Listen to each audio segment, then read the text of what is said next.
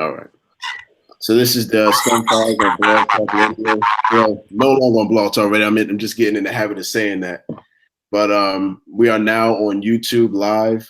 This is the first live stream for Original Man Scientific and for anything as it relates to science and technology culture. Now, what do I mean by science and technology culture? I'm talking about anything that has to do with how science and technology affects the human population or human culture. So I am Tahirah Muhammad, the Chairman and Chief Science Officer of Original Man Scientific. I'm joined by my co-host, Jabril.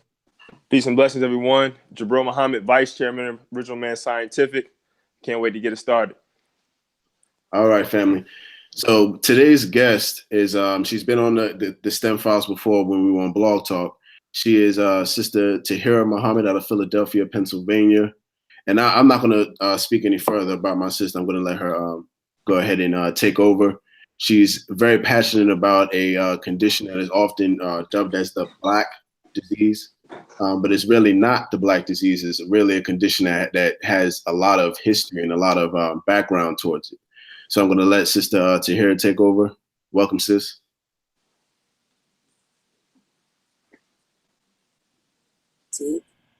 Am I unmuted now? Yes, ma'am. Yes, ma'am. Peace, family. So thank you for having me. Yes, I'm glad you brought that up as, you know, one of the first things that you hear about sickle cell disease is that it's often dubbed as the Black disease, and that it's a disease that only affects Black people. And I think that stigma comes from, I know it comes from, you know, the majority of people in the U.S. are those of African descent who have sickle cell disease and that look Black. So when you think about it here in the United States, you know, when you see people have sickle cell disease, but with sickle cell, it is a disease that came about during periods where malaria was most present in. So that wasn't just Africa, you know, or what we, you know, look towards as Africa today. You know, you have that in parts of Greece, you know, parts of the Caribbean, where many of my family is from, and parts of South America. So anywhere that malaria was prevalent, then you will find sickle cell disease.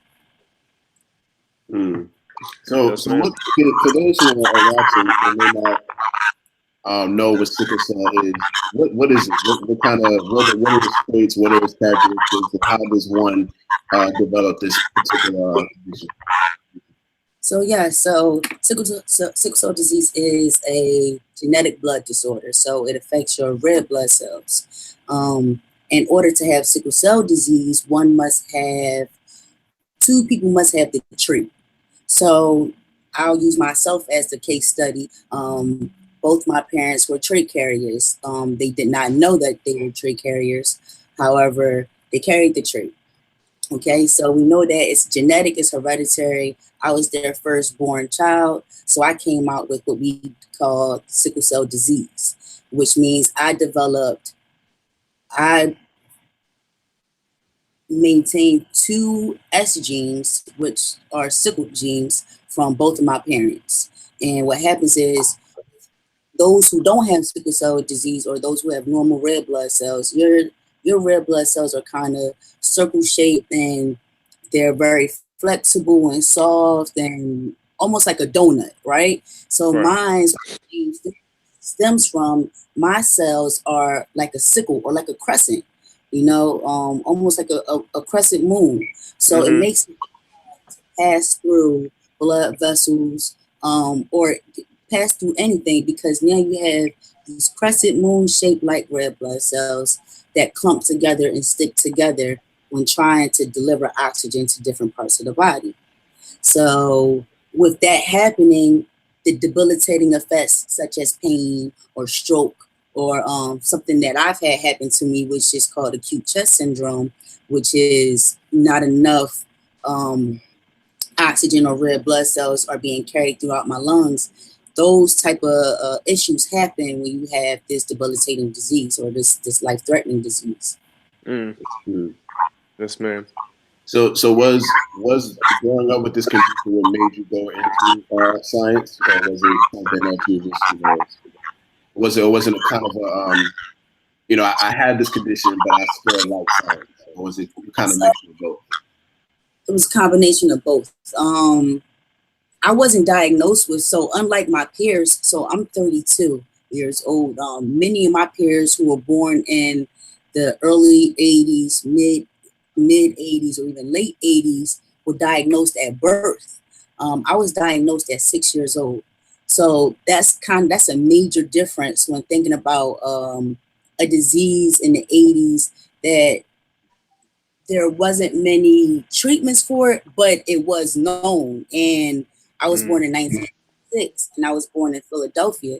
Philadelphia is a major city, Right. with major teaching hospitals such as University of Pennsylvania, Pennsylvania Hospital. I was born at what you would dub as a county hospital. I was born at Chestnut Hill Hospital, Right. so which is on the outskirts of Philadelphia. So I wasn't tested at birth, in which we have newborn screening for all children, all babies who took to see what type of genetic or hereditary illnesses they had. So 6 years of my life, my parents didn't know what was wrong with me. And like I said, my father's, he's from the Caribbean. So many of my treatments to my illness were, home remedies. It was rub her down with alcohol, or, some herbs. And it was stuff Right. I just didn't know. And I was born full term, so I didn't look sick, and because sickle cell disease doesn't have a look, it's not like someone who has cancer and they're going through chemo. It's not easy, you can't tell just by looking at them to say, oh, that child is sick. Now, did I have periods during my childhood where I was in pain? Absolutely.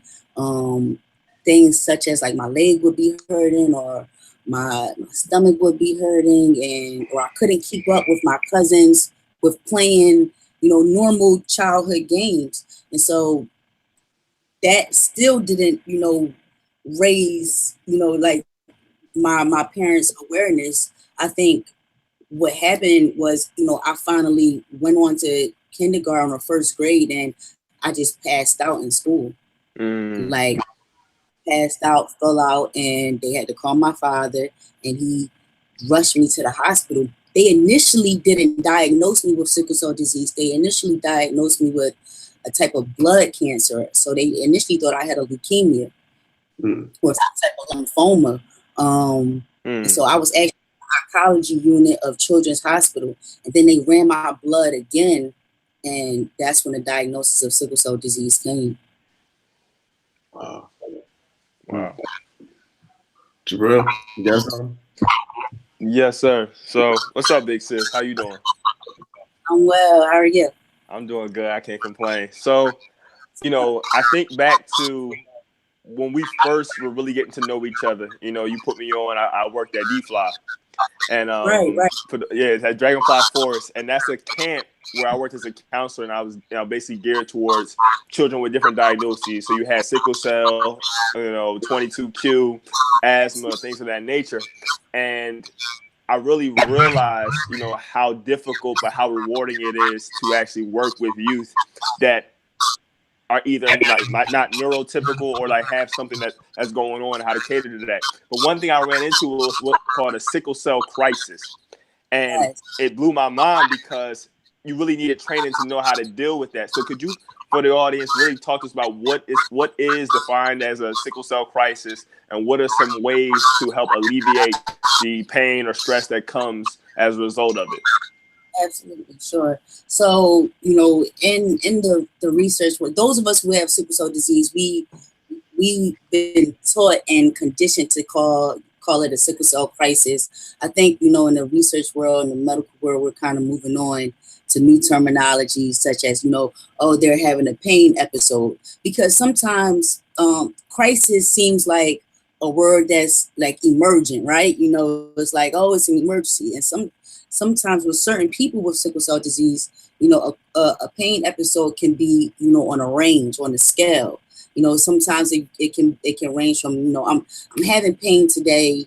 You know, it's not that bad that I have to go to the hospital, you know, but I can do some things at home to, you know, kind of relieve it, whether that's take my medicine, take, you know, whether it's a type of opioid, a pain medication, or if I run a hot bath, or, you know, if I just, you know, kind of just relax my mind and, you know, remain stress-free, you know, definitely hydrate, you know, with sickle cell disease, that is something that we push for everyone. I know of myself, it's so hard just to, a normal person just to drink, you know, quote unquote, 8 bottles of water a day. So imagine a person with sickle cell disease who we need to stay hydrated in order for our blood to, you know, flow correctly and properly. So getting the enough water in a day is crucial to having sickle cell disease and, you know, staying pain free as much as possible.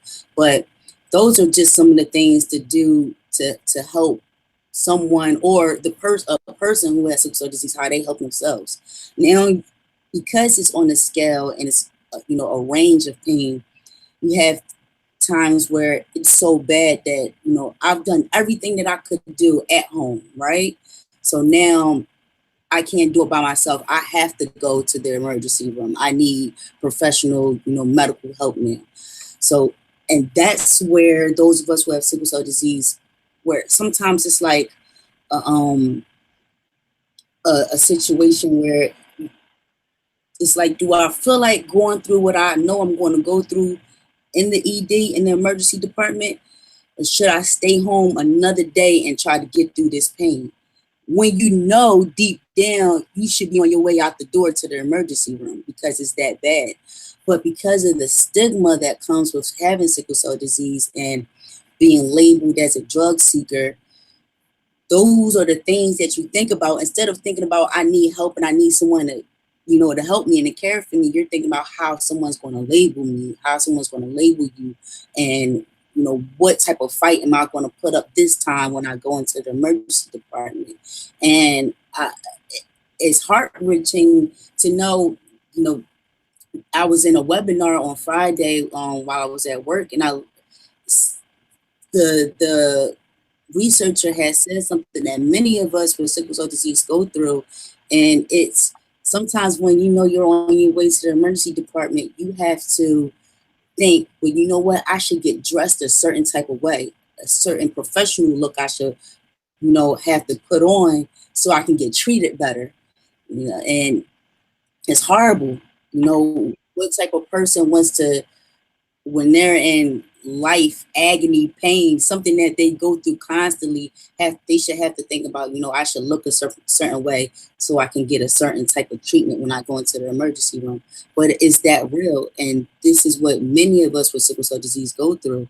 And so once you get to the ED, you hope to get the best treatment possible, but many times it doesn't happen that way. Once they find out that you have sickle cell disease, they often label you as a drug seeker, or they just give you poor treatment because you're Black with sickle cell disease. Wow. And you know, we come and we as members of the Nation of Islam, we have a dietary law that allows us to fight a lot of the conditions that we deal with. How do you to live help you deal with what you're going through? Yeah, so How to Eat to Live was not basically, it is my testimony into, you know, coming into the Nation of Islam. I've always, I mean, I grew up fairly a healthy eater, but of course, once I hit college, I think that's when definitely my eating habits, you know, kind of just went into the trash. And I found myself in college and definitely right after college, constantly in and out of the hospital. I mean, one of the worst periods of my life that I can remember was between the ages of 24 and 27. And I can remember partying all the time and being in the hospital all the time. I just wasn't taking care of myself. I ate horribly. I ate so many fried foods. I drank alcohol, which that just dehydrates you. Right. So those things were it was kind of like I was at the end of my rope, you know, and I remember being in the hospital and I was so sick and it was so scary for my family. And to see the amount of time that they had to take off of work to care for me, to come up to the hospital, to see how it affected my family and not just me. Now, sickle cell is not just, it's painful for me physically, but now it's painful for my family to watch me like this. And I had to step outside of myself. So I had a close friend just feeding me different things from the minister. And that's what kept me in good spirits. But I had to make a life-changing choice. And I had to decide for myself, I can either keep living this life and keep being in and out of this hospital and have all these tubes in me, constantly getting blood transfusions. And then because I was constantly getting blood transfusions, I was also having hemolytic reactions to the blood transfusions because I've developed so many antibodies. I can constantly keep going through that, right? Or I can step out on faith and make this life change and really stick to my gut of what I knew was what was right and what I felt in my heart was right. And so one of the first things that I read in How to Eat to Live was the no meat and becoming a vegetarian. And it was so hard for me at first. I was never a pork eater or like even into beef or really, but I was definitely someone who loved chicken. I loved shrimp. I loved all of that, right? And so to realize like these are the things that has my body feeling horrible. My body is so mucus filled. It's not alkaline at all, far from it. It's so acidic. I'm hardly drinking enough water in a day, let alone throughout the year. You know, let's make this life change and see where it gets me. And that's where I started. I started with, you know, just switching up my diet. And then I kept that from the time that I fell into the nation, which is I was 29, 28, and then I turned 29 that January. Until I had my daughter, which was last year, and I had major horrible cravings for meat. And I went back to eating chicken like it was going out of style, but I'm back on, at least I'm back on 1 meal a day, and I'm back on, Wonderful. you know, chicken sometimes, but majority of fish. But How to Eat to Live was, that's my testimony. You know, I would not be here if it wasn't for How to Eat to Live. I would not look how I look in my face if it wasn't for How to Eat to Live. My weight, my health. I mean, prior to last summer, I went 3 years straight without having a sickle cell crisis, just by sticking to How to Eat to Live. Go ahead. You know, it's doable. And once you get to a certain place in your life of comfort, it's easy. You know, you look a 1,000 times better. You feel 1,000 times better. And to go to the hospital one time a year and a nurse not recognize you and say to you, "Oh, you must not get sick that often because I don't know you." That feels good. Yeah. Because that means I'm never in the emergency department, right? And you never talk to my hematologist. And I stick to, you know, what I know and what works for me.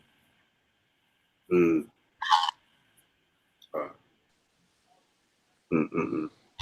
just gonna marinate on that for a bit. Yes, sir. So, Vic says we talked a lot about the stigma behind sickle cell. We talked about the testimony. One thing I kind of want to hone in on, which may not be a really known fact, is you talked about sickle cell growing out of the outbreak of malaria. And one thing that I learned a lot at D-Fly or heard a lot was like, you know, people with sickle cell don't get malaria. And I was like, how true is that? And why, what is it about sickle cell that is preventative or has preventative measures against malaria? Yeah, so let's destroy that myth right now. People with sickle cell disease can get malaria. People with sickle cell trait cannot get malaria. They have an immunity against malaria because, okay, so let's think about let's get into our science real quick, right? Let's think about what it does and how it is carried or how is it transferred. So malaria is carried through mosquitoes, right? Mosquitoes, they have to settle, or in order to give someone malaria, you have to contract it by getting bit by a mosquito. So if you're getting bit by a mosquito and you're contracting malaria through your blood, you're the host. It has to have somewhere to live, and it has to have somewhere to get oxygen and, kind of, you don't want to say ferment because that's not what it's doing in the blood, but somewhere to grow. So if you have sickle cell trait, it's not really able to do that, as easily as it is with someone who doesn't have sickle cell trait, doesn't have sickle cell disease at all, because it's not able to survive. Right. That immunity is how sickle cell trait came about, but how sickle cell disease came about is when people who developed that immunity started mating with other people who had the immunity, and then now what you have is sickle cell disease. The thing with sickle cell disease as a whole is that there's so many genetic types. So I have what you call SS, or hemoglobin SS, which they, over the years or throughout the years, they say that hemoglobin SS is one of the worst types of sickle cell to have. Those with hemoglobin SS, we have a lot of pain. We usually have a lot of organ damage. I am one who, when I was like 10 or 11, where I had my spleen, my gallbladder, and my appendix all removed because they were all damaged due to sickle cell disease. So I'm living now without those organs. Yes, ma'am. But a defense that I have as well genetically is I have an increased amount of fetal hemoglobin. So where someone like yourselves, when you're born, your fetal hemoglobin kind of stops producing at a certain age, actually within a couple weeks, sometimes, within a month. I'm 32 and mine still produces. I have a fetal hemoglobin amount of 34%. So that means when you put my blood on a smear and you look at it under a microscope, you can see my sickle cells, but then you see an abundance of fetal hemoglobin. And that's what protects me from getting sick so often. So I have my own protection that, along with eating right, sometimes I don't go through what many of my peers with hemoglobin SS go through, which is also why I'm not like on chronic blood transfusion. I only have to get blood transfusions when it's life or death. Other than that, my hemoglobin account stays relatively high by itself. It can drop really low from a 5, but then it can shoot back up to a 10 or to an 11, which is really healthy for me. I mean, when I have a hemoglobin of 10 or 11, I feel like Superwoman. I can do anything, I can lift anything. But when I'm dabbling in the area of hemoglobin of like 7 or below, I'm really weak, I'm really sluggish, I'm often tired, and you can usually see that within me where I'm like constantly saying I'm sleepy or I want to go to sleep, or I wake up really late throughout the day, but then I'm like up all night. And it's because I'm trying to, many of us with sickle cell disease suffer from insomnia, but I'm also trying to like catch up on energy. So I'm not getting my first win sometimes until like mid-noon. And then that first one, I'm not, so then my second one, I'm not getting to like 5 or 7. That's when I'm pushing. You know, you see me doing a lot around the house or even just out and about. And then I'm up until like midnight, 1 o'clock when mostly everyone else is asleep. But then that morning, I'm not getting up sometimes, or it's hard for me to get up until like 10 o'clock, 11 o'clock, because I feel so weak. So much as was like just taken out of me just doing those couple of things.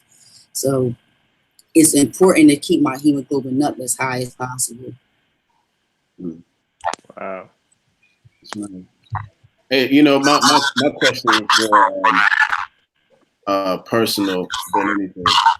What made you the courage to step out publicly to help people, or to share your story with people, and to help others that may have it? What gave you the courage to just come out publicly and help people? I've always been a person that was willing to share my story, especially so no one can use it against me, right? So I'm a person where I tell you my dirt before I let you tell me my own dirt.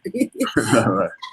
I'm a big believer in that. So I never want someone to hold sickle cell over my head as a weakness. And because I know that there are younger children out there, or just even my peers who may not have that voice, it's important to share my story. It's important to tell people who just don't know about sickle cell disease. That's something that over the years has become a realization for me. The amount of Black people who don't know that they're carriers of sickle cell trait, or who've never heard of sickle cell disease at all.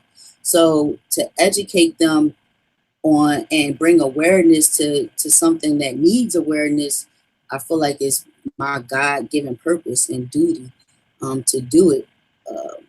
And I do it well. I've been speaking since I was a child. My first time speaking was for the American Red Cross at a Sixers game, and I was like 8 years old. So from there, it just continued. My father, he encouraged it. He encouraged it, and it also was what helped me. Is where like my love and passion for science came. It was natural academically, where and I say that where I didn't have to study as hard as others. I kind of aced things very easily, and that was the natural gift. But I was also passionate about it. I like to study science. I like to learn about new technologies.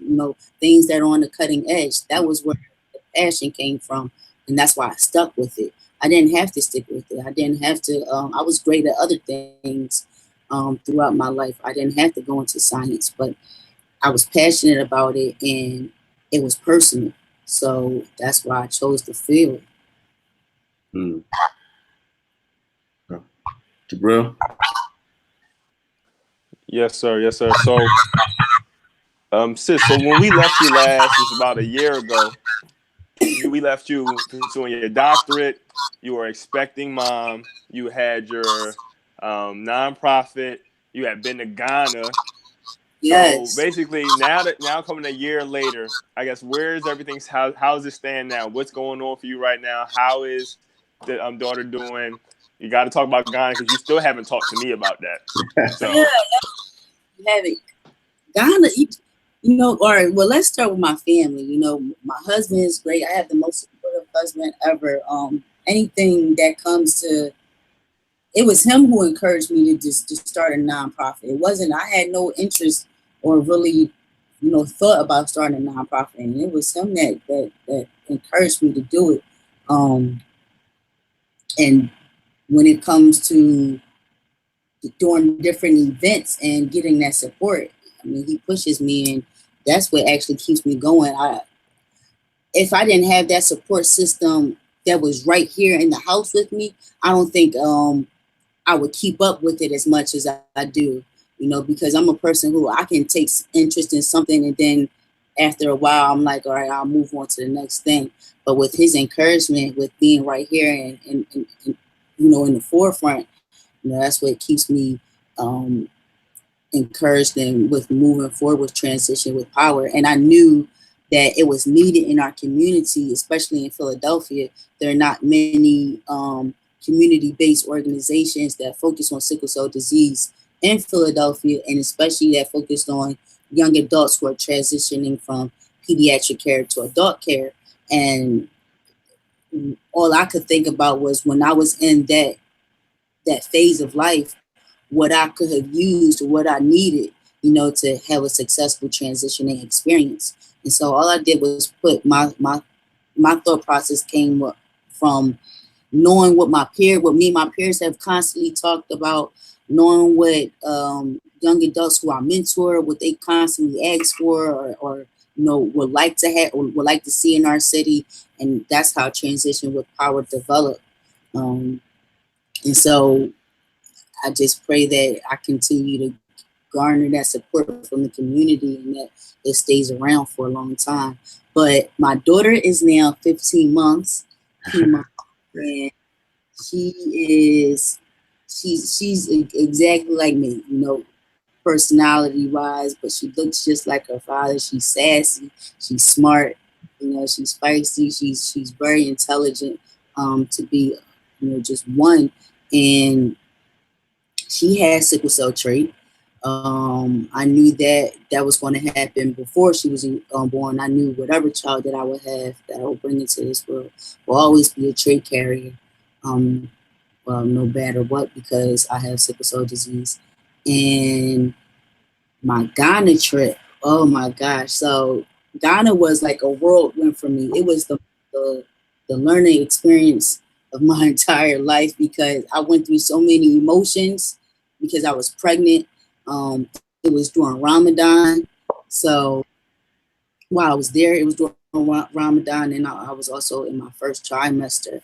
And it was my first time being on the continent and traveling so far away from my family. I mean, I've traveled all my life and I've gone places, without my family, but being that far and during a very pivotal time in my life was difficult. It was very difficult. It was during a time where, during that Ramadan, I needed the believers, because I was like pushed up against the wall many times, not because of my faith, but more of just cultural difference. And I think when you're Black and you're conscious and you in the States, you have like this fairy tale of going back to the motherland, right? You have, and I don't know if you can attest to this, Jabril, but I know, like, I had like what I envisioned is kind of like not what I got initially, but I wouldn't say that I wouldn't go back, but I will say that now that I've went, it's something that I can honestly just say, like, I went, and I would want to go to places that are a little bit different than Ghana. And I say that because I was looking forward to coming to a country where I thought, it would be pro-Black everything and everybody. And because when I got off the plane, the first billboard that I saw was of a white Jesus, it kind of threw me off. It was like, it's one thing to have family members who believe in Jesus, and that's fine. That's their personal beliefs, and that's just what it is. But it's another thing to see someone imagine what Jesus looks like for them and to post it. And so that threw me off. And then to go into schools and teach biology and science, but see so many pictures of, literally a white man who they call Jesus. It was just like, like, really what's going on here. And then to be in a country where Islam is definitely present, but you have all these institutions where they really depend on the European to survive. Was, you know, it kind of took me back, but I lived in a country. I lived in a place called Kafridia, and so that part of the country where I was in was mainly all Muslims, all Black Muslims. And so that's actually what, like, you know, that was my strength while I was there, especially during Ramadan. I would go around the corner where we lived at to the masjid, and I would pray with the sisters. I would break fast with them, and you know, that's what like kind of held me down. But the country is beautiful. You know, I learned from one of the doctors who was my sponsor his great appreciation for the minister and just for the Nation of Islam. And you start to realize that people will make it seem like no, the minister is not out there or people are not listening to him anymore. I went to Ghana and I was in headpiece all the time. And they knew who I was with. They knew what I represented. And there was no like doubt about it. It wasn't no, oh, she may be practicing something else. They knew I was with the nation. And just because of that, everywhere I went, the brothers escorted me, just like they were FOI. You know, and their main thing, it was funny because their main thing they will always say is, we don't want no problems with your husband or with the brothers back home, sis. So wherever you gotta go, just let us know and we'll go with you. And sure enough, if I wanted to go to the mosque there, if I wanted to go to the market, if I wanted to go shopping and get fabric, they came along with me. And they didn't do that for none of the sisters that were on the trip, you know, besides me. And they held it down from the time I got there to the time I went back home. So yeah, you know, Wow. I'll definitely back to Africa, but I would like to go to like Senegal or somewhere else. You know, when you talk about it, I think about two different states. So when I went, I was a young college student. You know what I'm saying? Mm-hmm. So I'm about like 19 or something like that. Mm-hmm. So I'm interacting with different things, and I'm not only throwing it back, but I'm getting pissed in certain instances. You know, I'm going to the Elmina slave castles, and I got my classmates that are the Ghanaian students, whatever, taking selfies and stuff. So I'm about to knock somebody out. So like, I'm like, what? But then I understand perspective. And then when we say pro-Black, the concept of pro-Black is really only a thing here. Like, that comes out of a struggle that we as, you know, the so-called Negro in America have had to deal with. So slavery is a big aspect of our history because of, you know, how we were brought here. But you got people that were born and raised there that's like a small sliver of what is their reality. So when I realized that, and then also the blatant and overwhelming European influence that's over there, it still sizzling a little bit, but I understood it. And Right. One thing you talked about in terms of like how you were received, you know, it's just being a nation of Islam and Master Muhammad, one of the many things he promised in all walks of life. The minister has gone out and made friends for us everywhere, so that when we go and when we look and act the way to do and taught to do so, we get the response that we deserve or that we're looking for. So it's so important that we take our teaching to heart and do what we have to do. But that was an awesome testimony in terms of that. Yeah, we definitely went through the same thing with being at this the slave castles and, you know, our Ghanaian friends taking selfies. And I had the same reaction as you did with being upset at first. And then I asked, and I was given the response or the answer that they're not even taught about slavery in school, you know. And to be taught your native language, you know, and know the exact tribe your family comes from, while most of us only have those slave castles to go back to, you know, as a starting point, says a lot, you know. And I'm glad you brought up perspective, because their perspective is they know who they are, you know. So those slave castles are just that to them. They ain't nothing but slave castles. But they do encourage us to come on home. It's just that when you get there, you know, it's kind of like, I think I just want to go back to where I'm already at, and I'll visit y'all sometimes. You know, I came, I saw, and I want to go back. Right.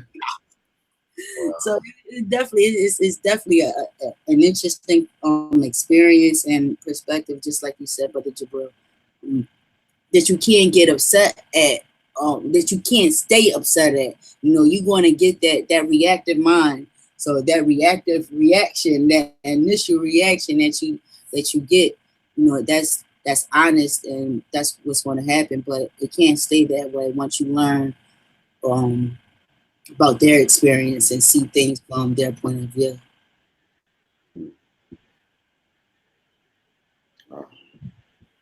When you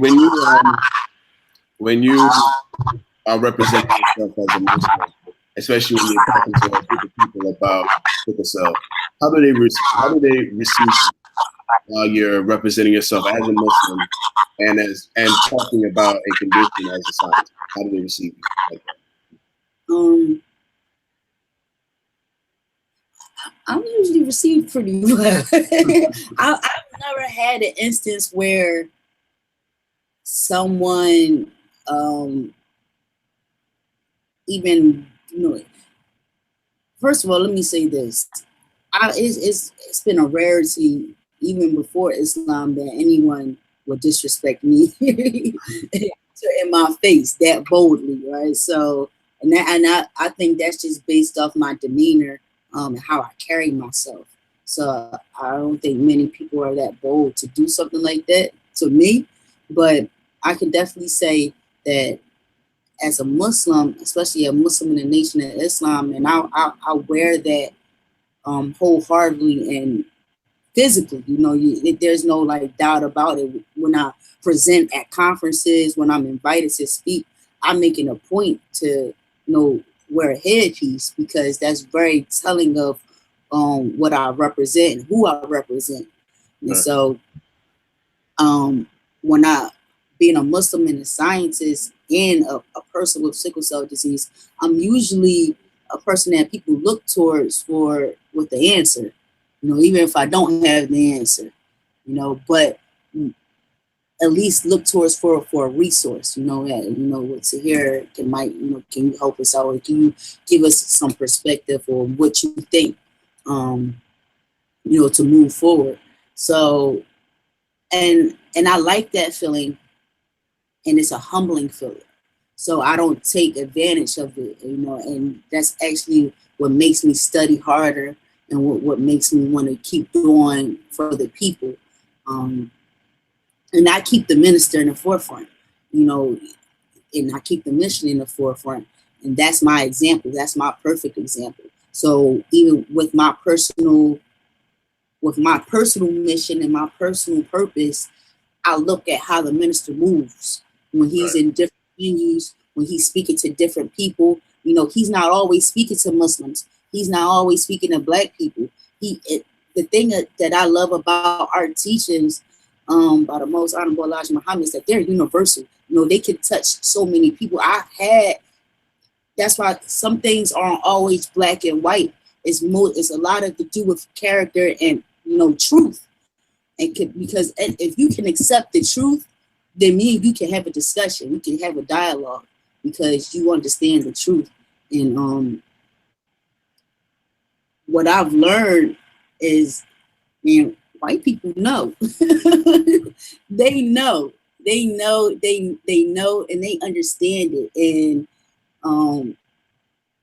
it's our people that sometimes we have that difficulty, that trust factor, because they've been taught or they've been conditioned to think otherwise, and we know why.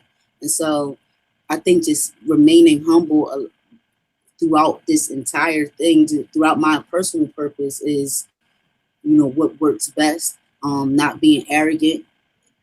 I'm not the best person in this, you know, sickle cell industry. Many times I refer people to other people because I may not know the answer, but I definitely could get it for you. You know, I'm a great person when it comes to finding a resource, if you need help. But I'm always honest about what I do know and what I don't know and what's my expertise, and I stay in my lane, and that's what people can respect. And that's why I get the respect that, you know, that I deserve. Yes, ma'am. Yes, ma'am. And, you know, there are many ways to come at health and medicine. You can go at it as a physician. You can go at it as a researcher or as an educator. What made you go focus on research as a relates to? Yeah, so I was gung ho into med school my junior year of college, and then I had an internship. Well, no, actually, I started working in our school laboratory doing bench lab research, and I was great at it. I did very well, but I was bored. Yeah, I was get like a lot of times I was in the lab by myself for hours at a time, and I had that internship for 2 summers, and I couldn't even believe I held out that long because I'm a people person. I like to talk, you know, I like to crack jokes. So I would be in the laboratory. I worked in 2 labs. I worked in immunohematology and microbiology. And so I would be in there for hours listening to Pandora. And that was like the only thing I can imagine that held me down throughout those times. And so once I did that, I knew that I didn't want to do bench lab work. Then I got to shadow a friend of my father's who's a physician, and he was at the bedside, and I was like, oh, you know, this is cool, but I felt like what he did or what he was able to do when it came to reading labs and, you know, telling the patient about their diagnosis and explaining it, the researchers did the bulk of the work, right? Yeah. And then, so the physicians do a lot of work as well, especially if they serve as a principal investigator on a clinical trial or on a research study. But the clinical researchers, they're the ones who do all of the putting together of the study, you know, and that's what I like. I like being a part of the team that put together all the components, or even just the team that thinks of an idea that can serve as a study, you know, that would be interesting to look at, to research, you know, or you know, to go through that entire process of the idea, you know, putting together things for the IRB, the recruitment, you know, informed consent. And I thrive off of that. You know, I love being the person who, you know, got the pull from other people's prior research and see what they did and how we can, you know, make ours different. You know, all of that is exciting to me. So once I you know, started to narrow things down that I knew I didn't want to do, then it became really, like, you know, matter of fact, like it was easy to make a choice of being in research. And being in research also gave me the ability to, you know, be an educator. It came very easy to me to teach, you know, a group of girls, you know, biology, or teach a group of girls about genetics. So that's why I chose this particular field. And you know, I won't say that I won't ever be a doctor who serves patients at the bedside, but I think, right, my passion and my focus right now is clinical research, and that's where I want to stay in. I have given myself the option of PA school because I feel like with PA school, I don't always have to be on all the time with being a physician for someone, but I can see patients when needed. I can see patients, kind of when I want. I can kind of tailor my schedule towards my own needs with that flexibility. But I do see the need to have more physicians in our nation of Islam. Is dire. I think it's a blessing to have Dr. Safiya Shabazz, who's a great mentor to many of us who are in the sciences and engineering, and to have her as many believers who know their local doctor, their physician who they go to. But imagine if that was the case all over the country, for those of us who are in the nation, to have one of our own who understands how to eat to live, who understands what we believe in, and they represent that as well, but they're also qualified, in the sciences, and they're our doctor. And so I get it, and that's why I had that second path that I it's looking like I may take as PA school, because I understand the need for it for our nation. Absolutely. Man, I can definitely attest to having somebody that is in the medical field, practicing. I have two actually, a sister and a brother. One here in Atlanta and another brother in Houston, who serve as mentors for me because I want to follow in those same footsteps. How important is, and I hear this a lot. I hear some people say that one area of medicine is more important than the other. What would you say to someone that is ignorant to such research? How important is research to saving lives in the community? Medicine is comprehensive. You can't have one without the other. It's like a body.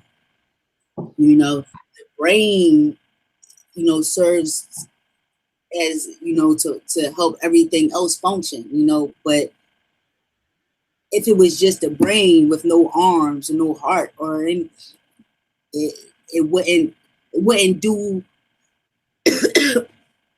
it wouldn't do what was needed to help the body survive. You can't have just bench laboratory research without having bedside research. So you just gonna be in the lab doing smears of things or different things, and then what? What are you testing? Who are you testing it on? Why are you testing it? For what? Right. We have those questions that we ask ourselves in science, and so one things that I often hear that people are ignorant to when it comes to science in general, when it comes to education, is, especially and I see it very often now, is the telling people not to go to college and not understanding that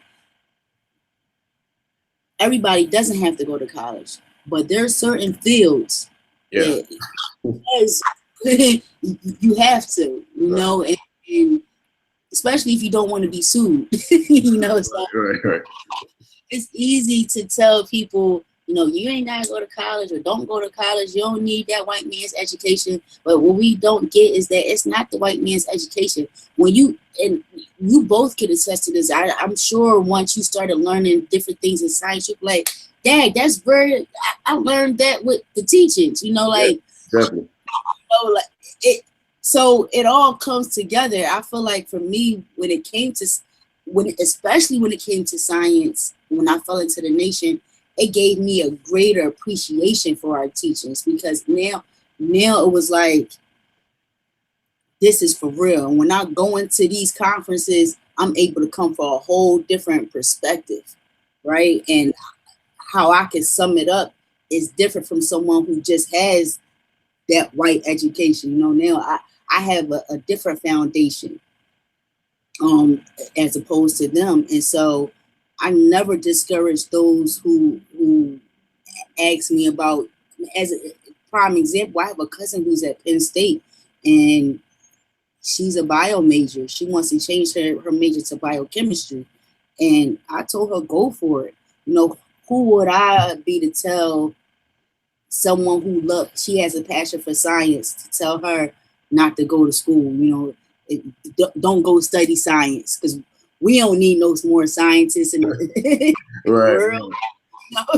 We don't need more doctors. That's idiotic and very asinine. So it's our duty to encourage those, especially in the nation, to go into STEM, and to study as much as you can, because what we do is we in turn help our own.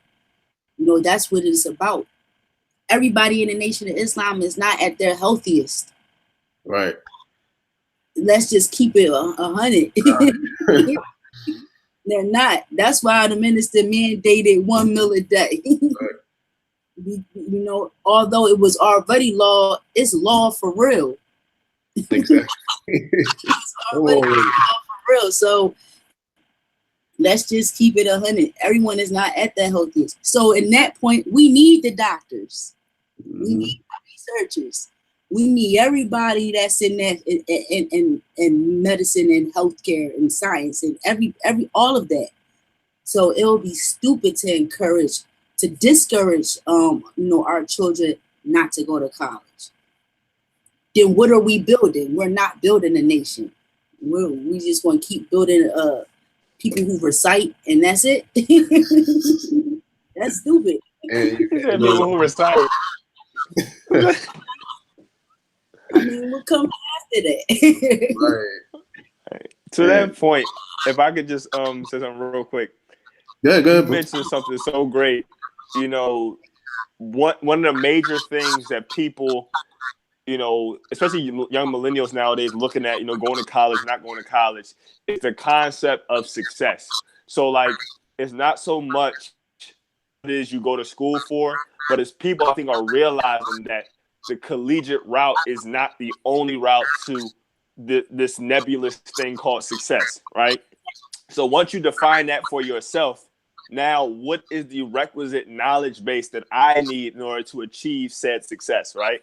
So one thing with me, when I speak at things, and I'm sure you do the same thing, is, when young people tell me what it is they want to do, I'm big on trades personally. I don't have a trade myself, but I'm big on things that give you a skill that no one can take away from you.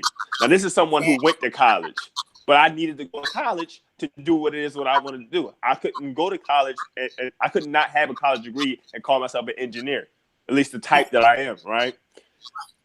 But I think going back to, we have to understand, okay, what it is that I really want in life.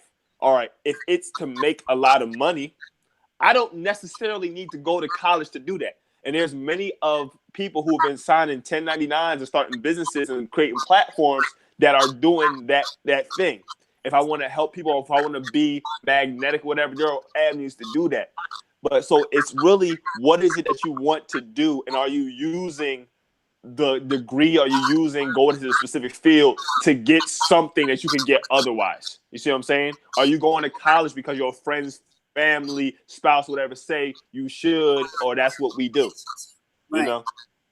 Yeah, I think so point to make, and that comes back to going to college to make your degree worthwhile, and to not come out just being in debt and not using your degree for anything. I think that's very important. I have many friends who we graduated together, and they tell me themselves if they could do it all over again, they wouldn't have went to college to graduate with the degree that they have, because they're now working in the field or doing for self, and they don't need that degree that they basically purchased. and now that they owe, they have to pay back. So that's a great and important point to those that we mentor or that look towards us for advice. Yes, man. I think that's called fraud, by the way. That's major fraud. Well, this has definitely been a very interesting show. I like it. I like it better because you get to see how people look when they say certain things versus when you hear them on the phone. So this is a very exciting platform. I love the fact that we made the decision to move to YouTube. What would you say to a young person dealing with sickle cell disease? What would you say to them in terms of living their lives and being the best that they can be despite what they're going through?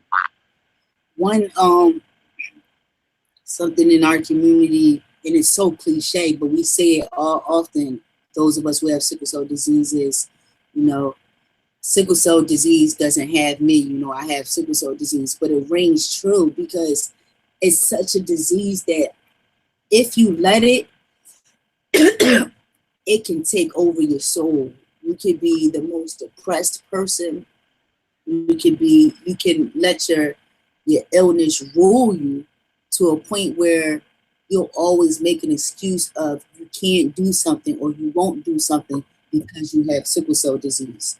And I made it a point in my life. That's why I traveled so much, and I did so many things to push myself because I never wanted sickle cell disease to be at the root of me not doing something, of me not being the best version of myself that I could be.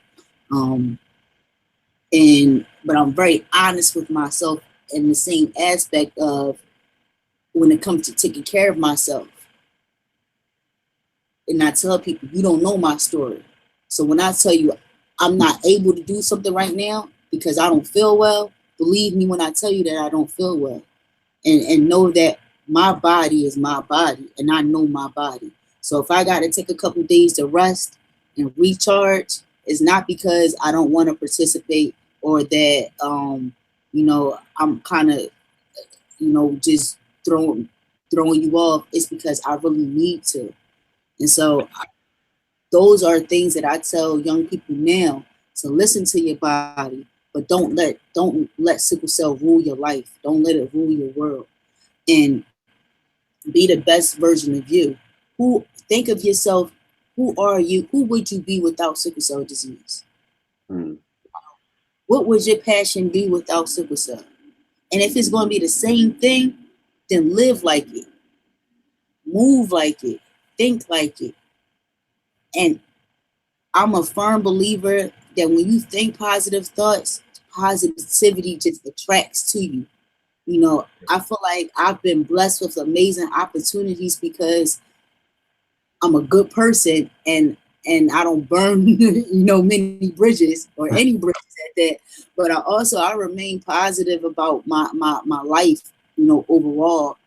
And when I feel myself getting into a funk because it happens, I quickly try to do things to get myself out of that. Whether it's for me personally, whether it's praying or whether it's just doing things that makes me happy. It was 14 months of me not being in research or not doing anything really specifically to sickle cell disease because I was home with my daughter. The moments that I started to feel like, okay, I'm coming at the end of my rope. I got to get back out there. I got to get back into doing what I'm used to doing. I did that. And that kind of came to a head for me in January, and I told my husband, like, it's a research position that's going to be opening at Children's Hospital. And, the sickle cell team, they want me on it, and I'm going to take it. And he was like, go. I couldn't let it, pass me by because this is what makes me happy. It's not work to me. It's fun. I get joy from working with a team that understands an illness that I have and who are just as passionate about helping those with that sad illness that I am. So I wouldn't tell them anything but, live your life and don't let sickle cell rule your world. you know, and stay healthy as much as possible. Stay healthy. Beautiful, beautiful. Jabril? Yes, sir. I was just copying down those quotes. Like, sickle cell doesn't have me, I have sickle cell. And when Sis was talking about what would your passion be without sickle cell? And it was just like, you know, I don't have sickle cell, right? So I have no idea what one goes through. But for someone that's going through it to be able to say, you know, I still have these dreams and passions, aspirations, and I would be remiss if I didn't go for them, regardless of what diagnoses I have. You know, I have so many testimonies of people without limbs, can't see, you know, don't walk. Like I saw something. It was a guy.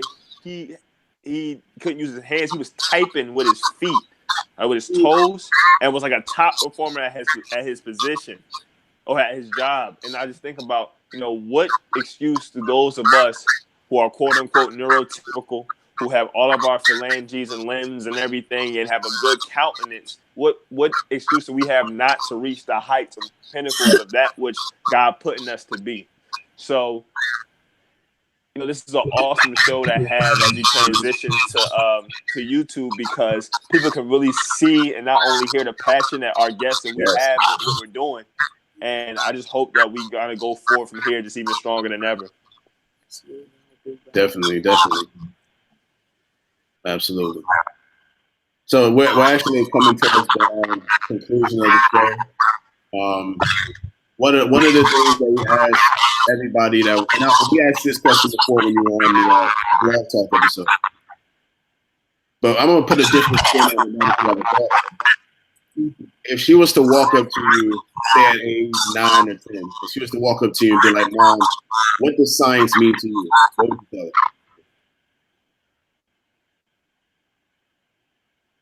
Science. What does science mean to me? Science is life, right? You know, ball is life. Science, right? And it is. I mean, life studies. You know, when you think about, I feel like everything revolves around the body, the human body, and when you think about how we develop inside, you know, the womb, and then how our body stands on its own once it's outside of the womb. Yeah. Science, you know, at its very, you know, human form, that's science. And when you look around you, and that's actually something that I do now with Kimar when we're out and you're naming different things and trees, and that's science, even just talking about it, you know, just saying, you know, this is dirt and this is how it feels. And this is what it does, and this is what it's used for. Those things are science. So literally, science is life. You know, you can't live without it, because everything involves science. You know, whether you're manipulating something for to do something else, that's all scientific. You know, and that's what I would say to her, and I would pray. Always, when you don't always want to, you know, tell your children what to do, but I would pray that she would walk in my footsteps and be greater than me in this industry, but stick with science, you know, or something in STEM, you know, and that's definitely something that since she's been born, I've been encouraging her in so many ways. So that is my answer for that. But before we wrap up as well, can I also do a plug? Yeah, I just who have been listening, or those who are out there, to on June 8th, we're doing a blood drive for sickle cell disease. But you don't have to be in Philadelphia to donate blood. You can, you know, go to anywhere and donate blood, specifically to those with sickle cell disease. I think it's so important in the Black community that we learn and get rid of some stigmas, and that's for an entire different show, or you know, of you know, why it's important for us to give blood, and especially to those for sickle cell disease, because that right there is science. It's more it's more important and it's better for those with sickle cell to get blood from someone who is ethnically close to us, or who is of the same race, because then we have similar biologies, we have similar blood type. We may not have the same blood type, but hopefully we do. But we also don't develop so many antibodies on our blood, which makes us have bad reactions to those who donate blood from other ethnicities and different races. So I just would like to encourage those who are listening, who are out there, to donate blood. And, if you're in Philadelphia or you're in Pennsylvania, or if you have the American Red Cross, wherever you live at, you can specifically tell them once you donate that you want your blood to go to a person living with sickle cell disease. And they have to give it to them, whether it's a child or an adult, but it will go to a person with sickle cell disease. And so I just want to put that out there. And I hope everyone are there encouraged to do so. Awesome. Definitely. Well, your focus on the STEM files has been received very well. For people who are viewing right now, and so there are people, you know how YouTube works, you can watch something live and then come back and watch later. So yeah. Get people that are going to view this episode and learn more about sickle cell. Jabril, is there anything you'd like to say real quick? We've been blessed to have a wonderful session. It's been real lit. Talking to my big sis, my big bro, and everything. Like I said, you want to bulldoze that like button, family, on OMSTV. Subscribe OMSTV on YouTube. You can learn more about Richard Man Scientific at www.omansci.com, Facebook at OMSci, Twitter at OM Scientific, and Instagram at OM Scientific. All right. This has been great. I hope y'all enjoy. Listen, share with your friends, and tune in next time when we bring you OMSTV once again. And don't forget to follow OMSTV's Instagram page, OMS_TV. Yes, sir. All right. Well, this has just been another edition of the STEM Files. No longer on Blog Talk Radio, but on YouTube Live. Thank you, sis, for joining us, and thank you, everyone, who viewed the show tonight. Peace. All right, peace. Deuces.